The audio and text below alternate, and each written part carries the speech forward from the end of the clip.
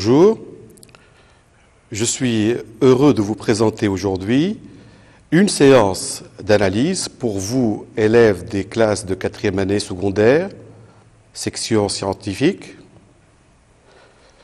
consacrée à l'analyse. Cette séance sera composée de 3 exercices que j'espère riches et variés. Sans plus attendre, commençons par l'exercice numéro 1. On évoquera dans cet exercice la lecture graphique, le calcul d'aire, l'étude d'une fonction logarithme composée avec une fonction u et l'encadrement d'une aire. L'énoncé, lisons-le ensemble. La courbe C, donnée dans la figure ci-dessous, représente une fonction f définie et dérivable sur l'intervalle 0,5. Cette courbe est tracée dans un repère orthonormé. On a représenté également la demi-tangente T1 au point d'abscisse 0, la tangente T2 au point d'abscisse 1 et la demi-tangente T3 au point d'abscisse 5. Partie A, dans cette partie, les réponses sont obtenues par lecture graphique. Les résultats des questions 1 et 2 sont des nombres entiers. Premièrement, déterminer les valeurs de f de 0, f de 1, f de 3 et f de 5. Deuxièmement, déterminer les valeurs de f'd en 0, f' en 1 et f'g en 5. Troisièmement, dresser le tableau de variation de f. Quatrièmement, soit i, l'intégrale de 0 à 3 f de x dx. D'après le graphique, quel est l'encadrement correct parmi les propositions suivantes? I est encadré par 2 et 3, I est encadré par 3 et 4, ou bien I est encadré par 4 et 5. Partie B, soit la fonction g définie sur l'intervalle ouvert à droite 0,3, pas g de x égale logarithme népérien de f de x. Premièrement, donner les valeurs de g de 0 et de g de 1. Deuxièmement, déterminer limite de g de x quand x tend vers 3-. Troisièmement, déterminer la valeur de g' de 1. Quatrièmement, dresser le tableau de variation de la fonction g. Voyons ensemble une solution de cet exercice. La courbe est représentée devant vous. On demande calculer f de 0. D'après le graphique, vous voyez que f de 0 est égal à 1, parce que le point A de coordonnées 0, 1 appartient à la courbe. Donc f de 0 est égal à 1. De la même façon, f de 1 est égal à 2. Par contre, f de 3, lui, il est nul, puisque ce point appartient à l'axe des abscisses. Et enfin, f de 5 est égal à 4. Il est bon de rappeler certains résultats du cours. En premier lieu, la demi-tangente. Alors le plan est muni d'un repère OIJ, soit f une fonction définie sur un intervalle ouvert i et a un élément de i. Si f est dérivable à droite en a, alors la courbe de f admet au point grand A de coordonnées petit a f de a une demi-tangente définie par y égale f'd en a, nombre dérivé de f à droite en a, facteur de x moins a, plus f de a, et ceci pour x supérieur ou égal à a. Un vecteur directeur de cette demi-droite est u de composante 1 f'd en a. Alors nous revenons à notre exercice. Il s'agit de déterminer le nombre dérivé de f à droite en 0. C'est le coefficient directeur de la demi-droite T1. Pour cela, choisissons deux points de T1. Nous connaissons déjà le point A et le point B de coordonnées 1, 3. Le coefficient directeur de cette droite est la différence des ordonnées divisée par la différence des abscisses, à savoir YB moins YA sur XB moins XA. Cette différence nous donne 2. Par suite, f'd en 0 est égal à 2. Deuxième méthode, ou bien nous connaissons que le vecteur de composante 1 f'd en 0 est un vecteur directeur de T1. Donc là, on peut utiliser le graphique pour simplement remarquer que le vecteur de composante 1, 2, ce vecteur, est un vecteur directeur de cette demi-tangente. Donc le nombre 2, qui apparaît ici, n'est autre que le nombre dérivé de f à droite en 0. Par suite, f'd en 0 est égal à 2.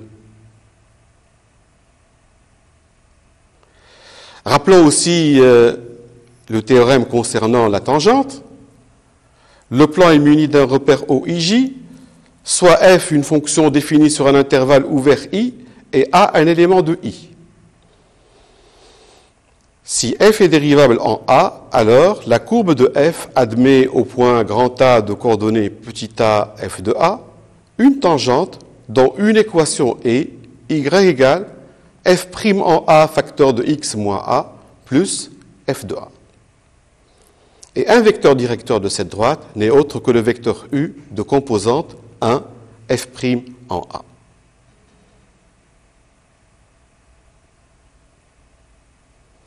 Alors, au point d'abscisse 1, regardez avec moi, la courbe C admet une tangente horizontale, c'est-à-dire parallèle à l'axe des abscisses. Donc, f' en 1 est égal à 0. Pour T3, le vecteur de composante 1, ce vecteur-ci, ses composantes sont 1 et 4, on compte 1 carreau, 4 carreaux, donc 1, 4, c'est un vecteur directeur de la demi-tangente à la courbe au point d'abscisse 5. Par suite, f'g en 5 est égal à 4. Troisièmement, on nous demande les variations de la fonction f. Vous voyez que cette fonction est croissante sur l'intervalle 0, 1, décroissante sur l'intervalle 1, 3, et croissante sur l'intervalle 3, 5. Elle croît de 1 à 2, puis de 2, elle décroît jusqu'à 0, puis après de 3, elle croît jusqu'à 4.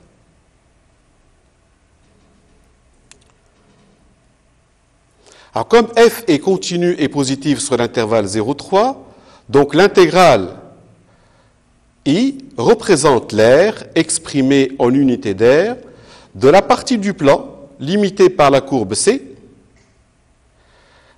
l'axe des abscisses,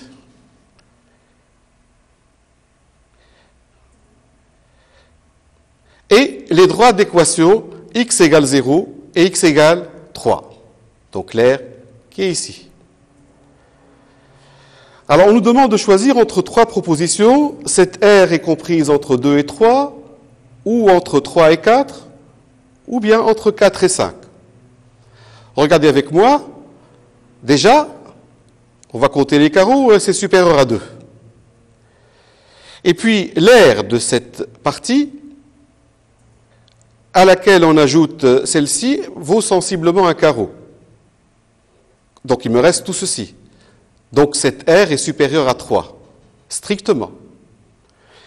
Et comme celui-là est plus petit qu'un carreau, donc elle est strictement inférieure à 4. Donc, la supposition A est fausse, de même que la supposition C. Il ne nous reste que la proposition B, c'est-à-dire que cette R est comprise entre 3 et 4. Partie B, on pose g de x égale logarithme népérien de f de x, c'est-à-dire on compose la fonction logarithme népérien par la fonction f. Elle est définie dans notre hypothèse dans l'intervalle 0,3.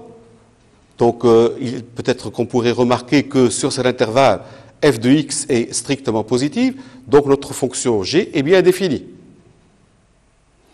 On nous demande g de 0, c'est égal à logarithme de f de 0, c'est-à-dire logarithme de 1, et logarithme de 1 est égal à 0. G de 1, lui, il est égal au logarithme de f de 1, f de 1 que nous avons calculé qui est égal à 2, donc c'est égal à logarithme de 2. On va rappeler deux résultats importants dans le cours, soit u et v, deux fonctions, soit a, b, c fini ou infini, si limite de u de x quand x tend vers a égale b, et limite de v de x quand x tend vers b égale c, alors limite de v rond u de x quand x tend vers a égale à c. Deuxième résultat, soit f une fonction dérivable est strictement positive sur un intervalle i, alors la fonction g qui à x associe logarithme de f de x est dérivable sur i, et g' de x égale f' de x sur f de x pour tout x de i. On nous demande la limite de g de x quand x tend vers 0+. Donc, la limite de f de x quand x tend vers 3-, elle est égale à 0+. Et la limite du logarithme de x quand x tend vers 0+, vous savez tous que c'est égal à moins l'infini. Donc, la limite de g de x quand x tend vers 3- est égale à moins l'infini. Il s'agit ici de 3-.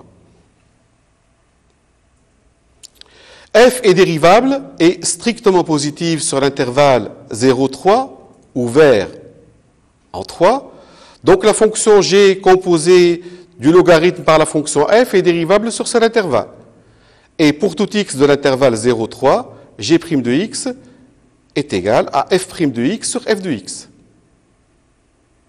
Toutes les conditions sont réunies pour affirmer que notre fonction g est dérivable en 1 et g' en 1 est égal f' en 1 sur f de 1. Comme f' en 1 est égal à 0, donc g' de 1 est égal à 0.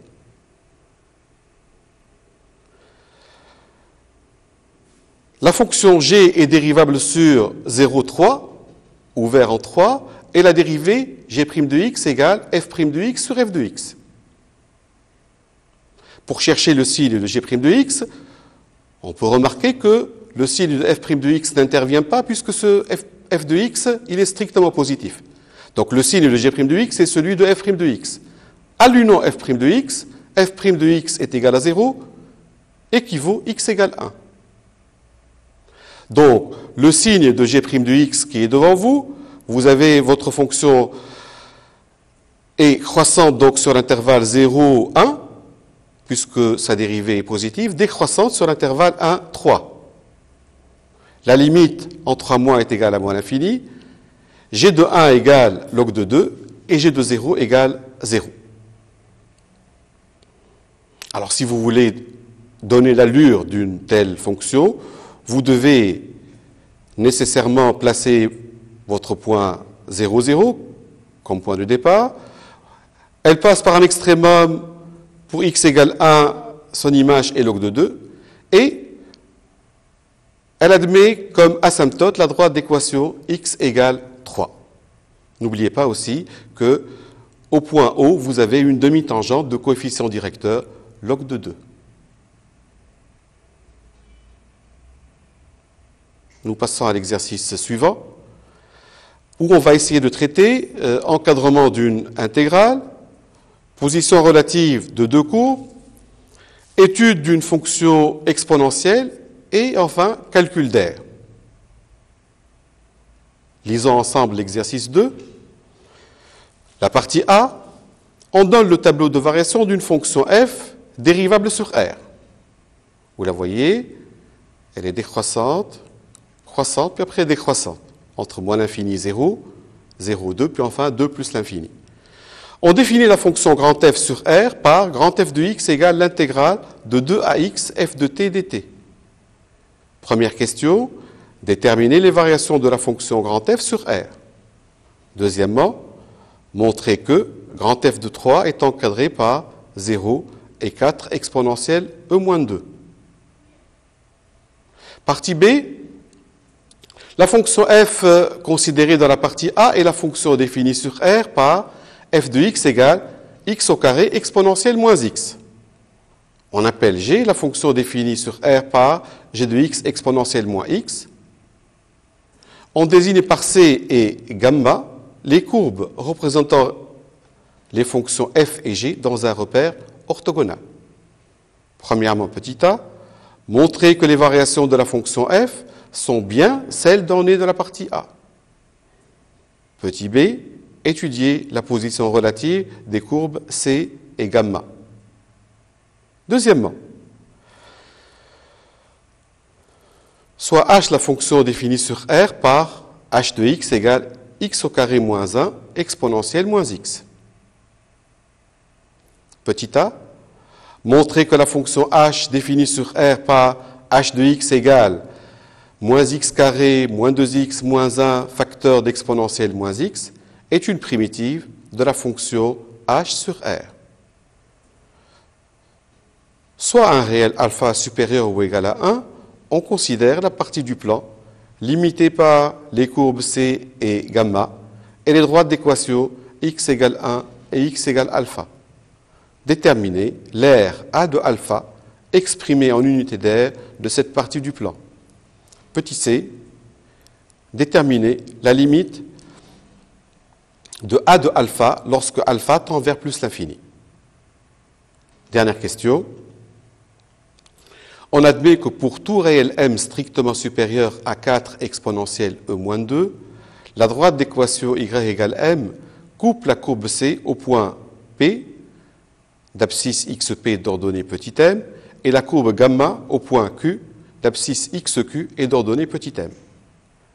L'objectif de cette question est de montrer qu'il existe une seule valeur de xp appartenant à l'intervalle moins l'infini moins 1, telle que la distance PQ soit égale à 1. Petit a, faire apparaître sur le graphique les points P et Q tels que XP appartiennent à l'intervalle moins l'infini moins 1 et PQ est égal à 1. Petit b, exprimer la distance PQ en fonction de XP et XQ. Déterminer XP et XQ. Alors voyons une solution. Auparavant, voilà l'allure des deux fonctions. Vous voyez avec moi celle en bleu, c'est la fonction exponentielle moins x, et l'autre c'est la fonction x2 exponentielle moins x. On va rappeler un théorème important du cours.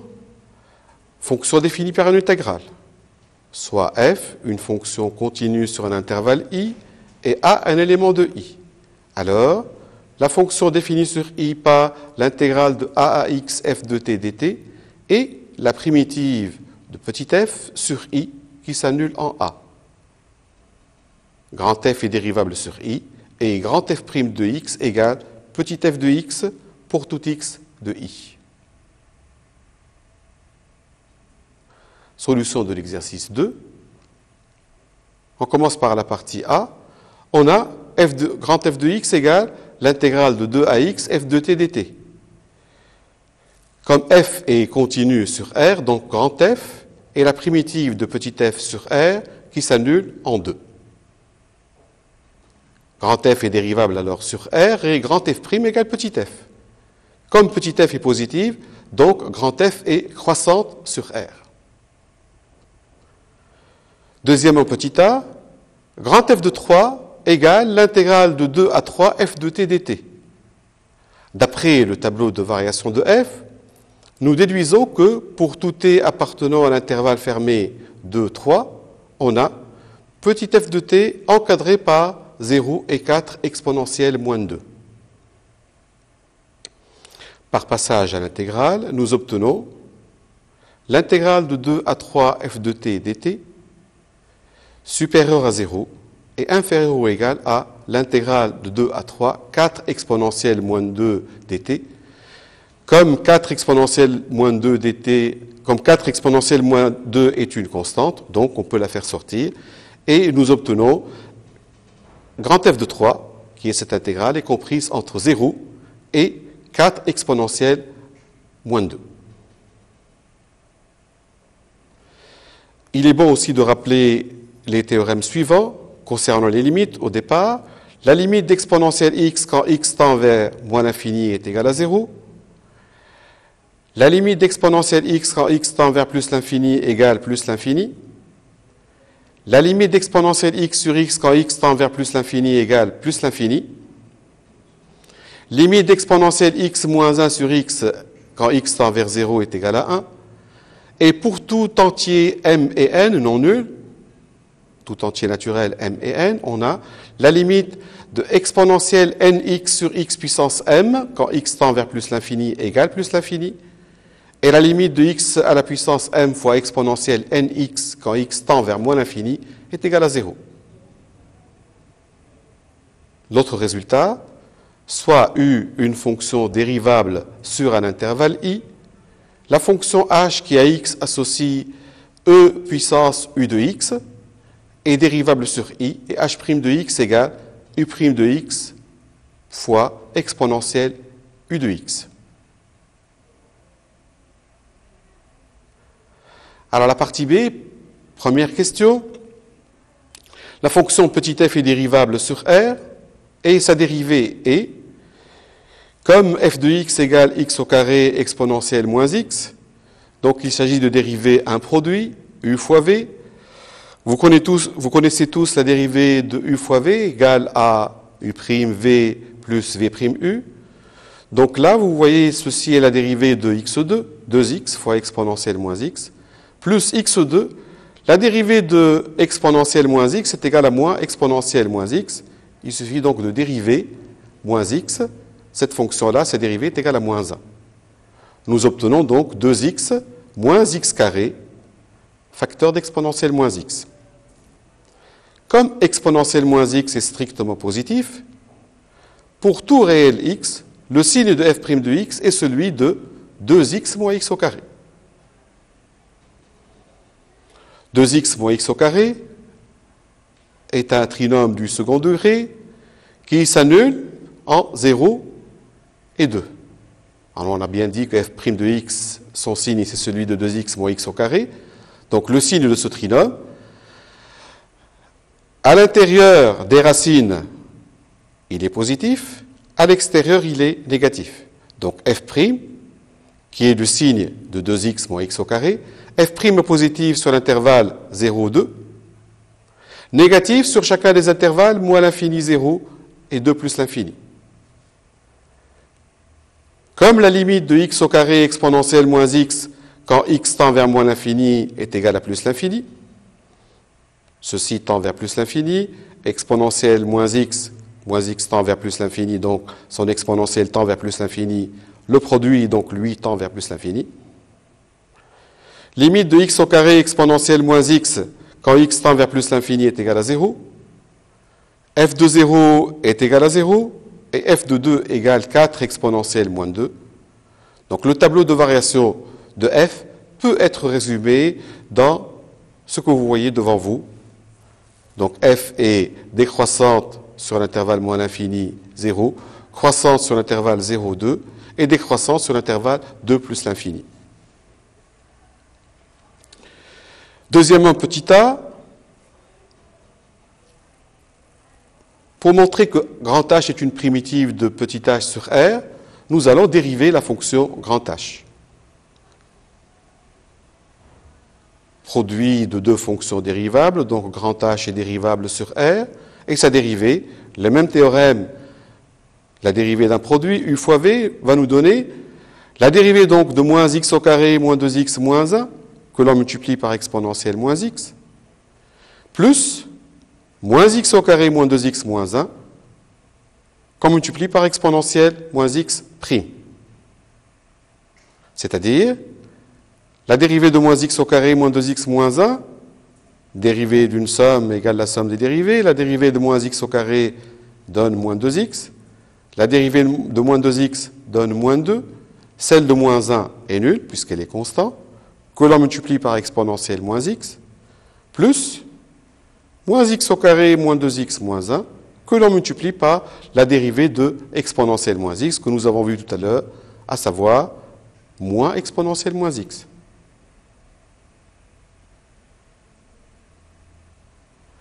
Alors ici, en simplifiant, vous remarquez là, en regroupant, on va obtenir x au carré moins 1, facteur d'exponentielle moins x, qui n'est autre que petit h de x. Grand h' de x égale petit h de x, donc nous pouvons affirmer que grand H est une primitive de petit h sur R. Petit b, alors comme alpha est supérieur à 1, nous pouvons dire que l'intégrale a de alpha est égale à l'intégrale de 1 à alpha f de t moins g de t dt.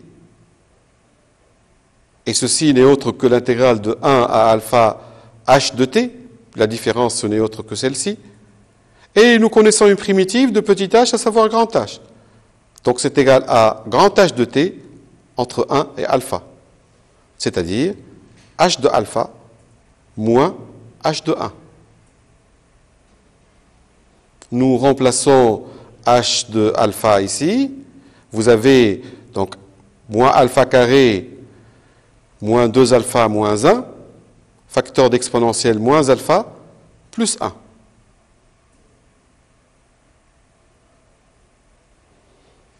Nous obtenons donc le a de alpha égale moins alpha carré moins 2 alpha moins 1, facteur d'exponentielle moins alpha plus 1, ceci en unité d'air évidemment.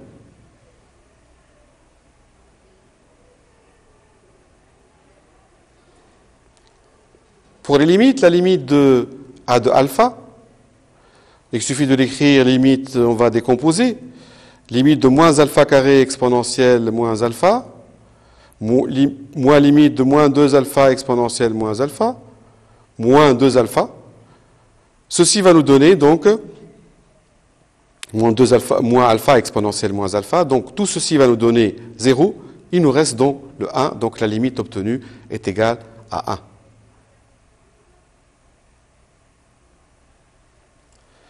Troisième question,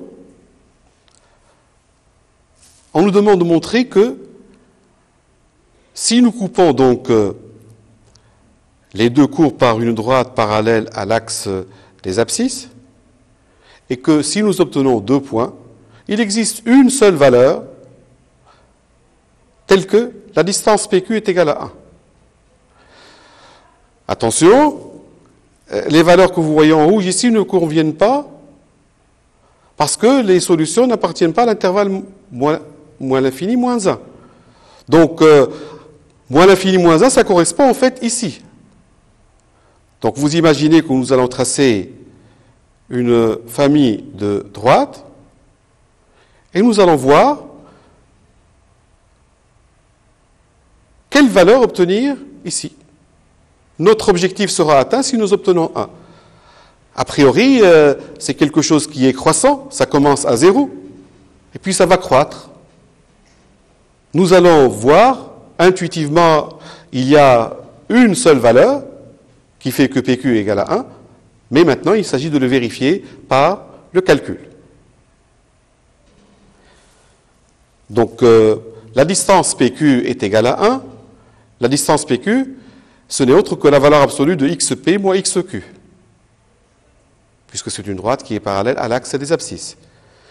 La valeur absolue d'un nombre est égale à 1 si et seulement si ce nombre est égal à 1 ou moins 1, c'est-à-dire XP moins XQ est égal à 1, ou XP moins XQ est égal à moins 1.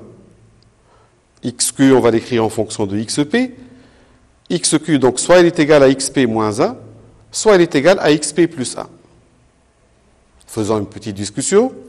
Premier cas, XQ égale XP moins 1. La droite Y égale M coupe la première courbe et elle coupe la deuxième courbe, donc il y a égalité des deux équations, c'est-à-dire M égale XP au carré exponentielle moins XP et M égale exponentielle moins xq. Donc, xp au carré exponentielle moins xp égale exponentielle moins xq. Remplaçant le xq par xp moins 1, nous obtenons xp au carré exponentielle moins xp égale exponentielle moins xp plus 1 entre parenthèses. Vous voyez, donc on peut simplifier par l'exponentielle moins xp, ça va nous donner xp au carré est égal à e. Par suite, xp égale racine de e ou xp égale moins racine de e. Comme racine de e n'appartient pas à l'intervalle moins l'infini moins 1, et moins racine de e appartient à l'intervalle moins l'infini moins 1, donc nous pouvons affirmer que xp est égal à moins racine de e, et automatiquement xq il est égal à moins racine de e moins 1. Deuxième cas, xq égale xp plus 1. Nous allons faire exactement le même travail. Donc m égale xp au carré exponentielle moins xp et m égale exponentielle moins xq. Alors xp au carré exponentielle moins xp égale exponentielle moins xq. Par suite, xp au carré exponentielle moins xp égale exponentielle moins, entre parenthèses, xp plus 1. Après simplification, j'aurai xp au carré égale 1 sur e. Par suite, xp égale racine de 1 sur e ou xp égale moins racine de 1 sur e. Ni racine de 1 sur e, ni moins racine de 1 sur e n'appartiennent à l'intervalle moins l'infini moins 1. Donc, ces deux valeurs sont à rejeter. N'oubliez pas la réciproque.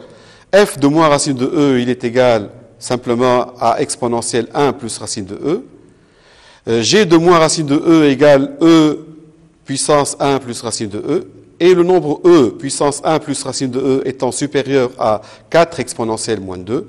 Conclusion, notre intuition de tout à l'heure est bien vérifiée par le calcul, à savoir xp égale moins racine de e et xq égale moins racine de e moins 1. Troisième exercice, c'est un QCM, questionnaire à choix multiples, où on va essayer donc de parler du théorème de Rolle, du point d'inflexion et quelques limites et dérivées. Voyons donc l'énoncé. Dans les affirmations suivantes, trois propositions sont données, une seule est exacte. Laquelle? Énoncé 1. Soit f, la fonction définie sur l'intervalle fermé 0 pi par f de x égale sinus x moins 1 facteur de sinus x moins 1 demi. La courbe représentant la fonction f dans un repère orthonormé admet, première proposition, aucune tangente horizontale. B, une seule tangente horizontale. C, plus de 2 tangentes horizontales. Énoncé 2. Soit f une fonction définie sur R par f de x égale x à la puissance 4 moins 4x3. Soit C la courbe de f dans un repère orthonormé, le nombre de points d'inflexion de la courbe C est 0, ou bien 2, ou il est strictement supérieur à 2. L'énoncé 3. Je pose grand A à la limite de 1 sur x3 log de x moins x3 quand x tend vers 0 plus. Cette limite est égale à 0, elle est égale à plus l'infini, ou elle est égale à moins l'infini. L'énoncé 4. L'ensemble de définition de la fonction kx associe 1 sur exponentielle moins x et r, r étoile, r moins 1. Énoncé 5.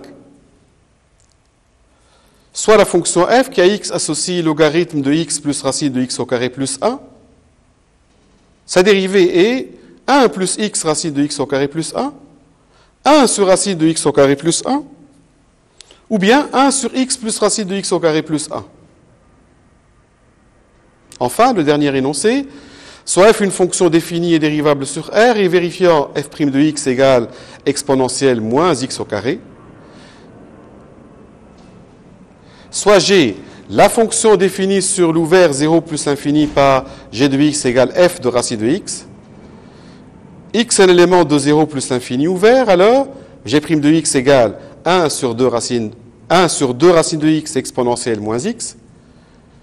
Réponse B, exponentielle moins x. Réponse C, moins 2x exponentielle moins x au carré. Alors voyons le premier énoncé. Soit f, la fonction définie sur 0π, f de x égale sinus x moins 1, facteur de sinus x moins 1,5. Alors rappelons que pour le théorème de Rolle, si nous avons une fonction continue sur le fermé AB, dérivable sur l'ouvert AB, tel que f de A égale f de B, alors il existe un réel C dans l'intervalle ouvert AB tel que f' de C égale 0. Donc là, il suffit de voir pour x égale pi sur 6, sinus pi sur 6 égale 0, donc f de x égale 0. Et sinus pi sur 2 égale 1, donc f de pi sur 2 égale 0. Donc notre fonction s'annule entre l'intervalle pi sur 6 et pi sur 2. Et puis, si je prends x égale 5 pi sur 6, son sinus égale 1,5, donc f de 5 pi sur 6 égale 0. Donc ma fonction aussi s'annule pour 5 pi sur 6. Donc il existe deux valeurs qui font que j'ai une tangente horizontale. Mais, donc la réponse petit a est automatiquement éliminée, celle-ci est automatiquement éliminée, une seule, il existe au plus deux, et je vous ai représenté un dessin, c'est 3 ici, dans notre cas, puisque en pi sur 2, j'ai aussi une tangente horizontale.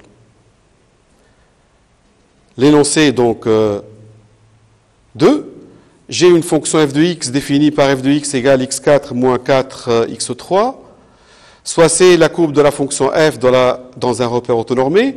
Pour connaître le nombre de points d'inflexion, comme ma fonction est dérivable et sa fonction f' est elle aussi dérivable, donc pour chercher le nombre de points d'inflexion, on voudrait faire f second de x égale 0 et voir si ça change de signe. Mais notre objectif n'est pas de faire ce calcul-là, évidemment. Si le f second de x, c'est quelque chose du second degré, et puis je peux mettre x en facteur dans ce f second de x, donc ceci est à éliminer. F' d'ailleurs, c'est égal à 4x3 moins 12x au carré. F seconde égale 12x2 moins 24x, donc il y a un nombre qui annule ces zéros, et il y a une deuxième, puisque le c égale 0, ax au carré plus bx plus c égale 0. Si le c égale 0, il existe une deuxième solution, donc le b égale 2. La réponse c est évidemment à exclure, parce que f de x égale x4 moins 4x3, la dérivée seconde ne peut être qu'un polynôme du second degré, donc je ne peux pas avoir un nombre de points d'inflexion strictement supérieur à 2. Il est compris nécessairement entre 0 et 2. Donc la réponse est la réponse B. Pour cette limite, le dénominateur, je connais la limite ici égale 0, celle-ci égale 0, donc le dénominateur tend vers 0. Si le dénominateur tend vers 0, donc son inverse ne peut pas tendre vers 0. Donc soit la réponse B, soit la réponse C est juste. Pour savoir laquelle est juste, il suffit que je cherche le signe du dénominateur. En mettant x3 en facteur, x3 étant positif, donc son signe, le signe du dénominateur est celui de log de x moins 1. Log de x moins 1 s'annule pour x égale e. Donc si x est voisin de 0, ceci est négatif. Donc la réponse cherchée est la réponse C.